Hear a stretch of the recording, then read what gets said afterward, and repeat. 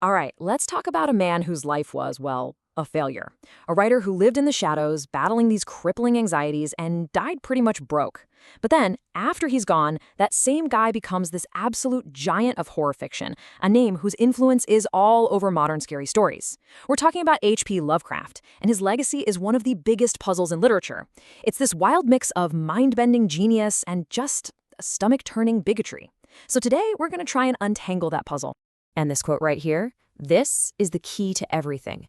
This isn't just a spooky line to put on a poster. It's the mission statement for his entire body of work.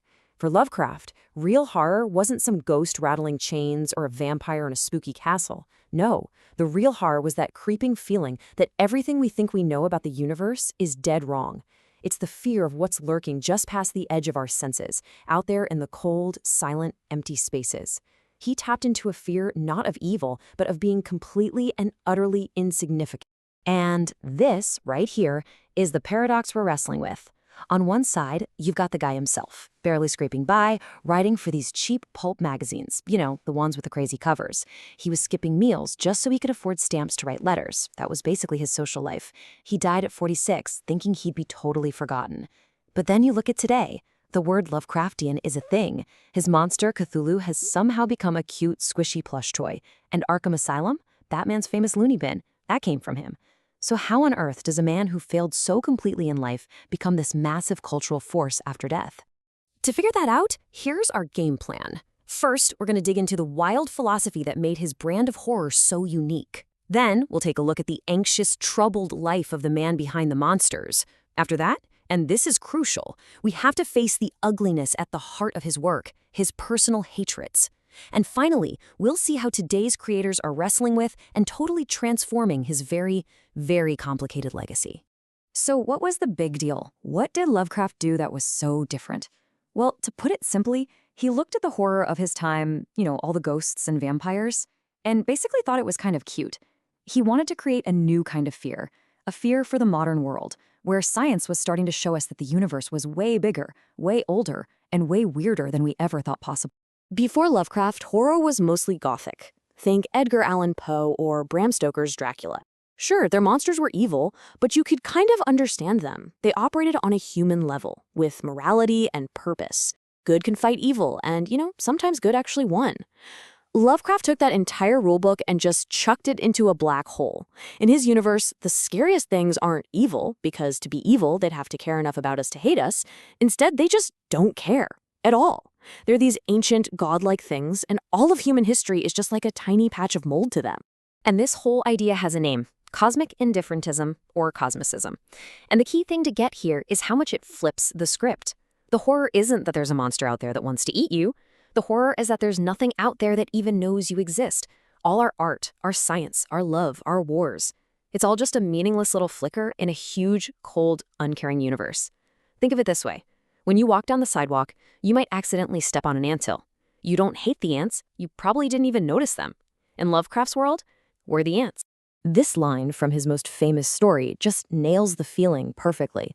For Lovecraft, the best thing the universe ever did for us was making us too dumb to understand our real place in it. Knowledge isn't power, knowledge is what drives you insane. The people in his stories aren't heroes off to save the day. They're usually scholars or librarians who make the mistake of getting curious. They find some weird artifact or translate a forbidden book like the Necronomicon, and in doing that, they get a peek at the terrifying vistas of reality. The monster isn't just some slimy thing with tentacles. The real monster is the truth itself. So you have to wonder, what kind of person dreams up a universe built on pure cosmic dread? Well, to get the fiction, you really have to get the man. So let's shift gears and look at a life that was just defined by tragedy, loss, and this deep, gnawing anxiety that was the fuel for his terrifying imagination. Lovecraft's life honestly reads like one of his own stories. It's just a constant theme of decay and things falling apart. When he was only 3 years old, his dad was put in a mental asylum. At 14, his grandfather, who he adored, died, and the family lost all its money. They had to leave their big fancy house, and this loss of status just haunted him forever. And then in this awful tragic twist, his own mother had a breakdown and was sent to the exact same asylum where her husband had died. So madness, tainted bloodlines, falling from grace, these weren't just story ideas for him, they were his actual life.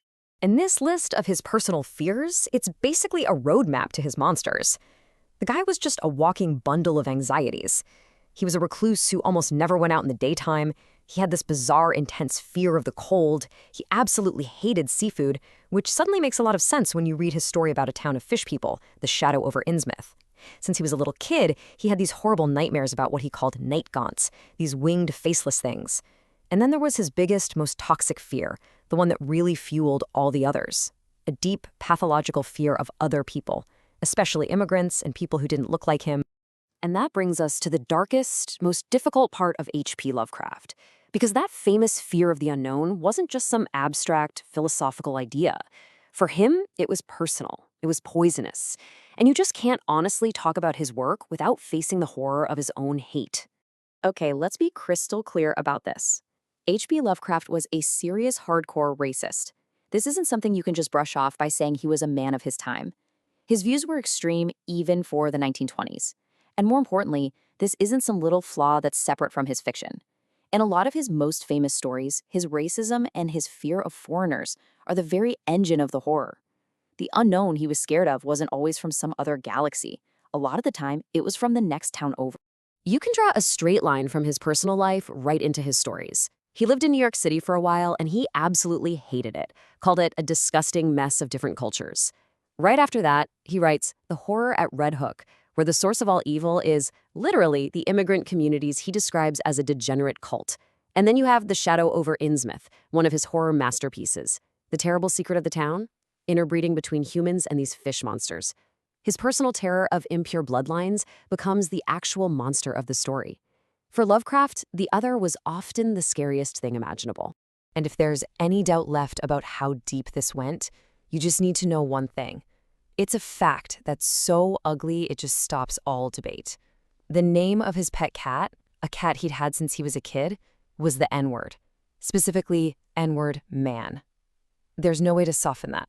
There's no way to explain it away. It's just a shocking, brutal fact that tells you everything you need to know about his worldview.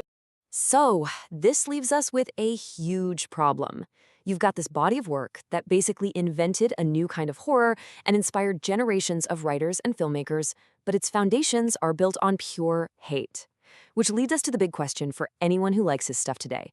Can you, or maybe more importantly, should you, separate the art from the artist? So here's the tug of war. On one hand, his work is forever stained by some of the ugliest ideas out there. But on the other hand, the mythology he created is just so compelling. See, Lovecraft didn't just write separate stories. He built a whole shared universe, the Cthulhu mythos. And the coolest part is, he actually told other writers in his circle to use his monsters, use his magic books, use his haunted towns. He basically open-sourced his universe. And it's that sandbox quality that's allowed his work to not just survive, but to grow way beyond him. So what are modern writers doing about it? Well, many of them are refusing to just separate the art from the artist. Instead, they're taking on the artist through his own art. Step one is just to acknowledge the problem. No excuses, no looking away. Step two is to create what you could call counter-narratives. They take his powerful tools, the cosmic dread, the ancient gods, and use them to tell stories from the point of view of the very people he hated. And the third and most powerful step is to flip the horror. In these new stories, the tentacle monsters might still be there, but the real horror is often the human evil of racism and bigotry. A perfect example is Victor Lavala's book, The Ballad of Black Tom. It's a direct answer to Lovecraft's super racist story, The Horror at Red Hook. Lavallee just retells the whole thing from the perspective of a black man, turning Lovecraft's ugly stereotype into a real, complex character, and showing that the real monster was police brutality and systemic racism. You see the same thing in TV shows like Lovecraft Country, which uses the scary monster stuff to explore the actual, real-life terrors of Jim Crow America. The goal isn't to cancel Lovecraft. It's to build something better and more honest out of the powerful, but yeah, deeply flawed toolbox he left behind. And maybe this is the deepest irony of it all. This idea suggests that Lovecraft's racism was almost like a defense mechanism. By focusing his fear on certain groups of people, on the other, he could try to shield himself from the much bigger, much scarier fear that defined his best work. The fear that nobody, not even a well-bred white gentleman from Providence, Rhode Island, mattered at all in the grand scheme of things. His bigotry was just a pathetic attempt to build a ladder of human importance in a universe that he was terrified had none. So that's where we are. We're left with this powerful mythology, built by a deeply broken man, that's now in the hands of new creators who are twisting it, challenging it, and using its darkness to shine a light on totally new truths. In a way, his ideas have been set free from the prison of his own prejudice. Which leaves us with one last big question, one that every fan has to answer for themselves. Can a mythology truly be saved from its creator?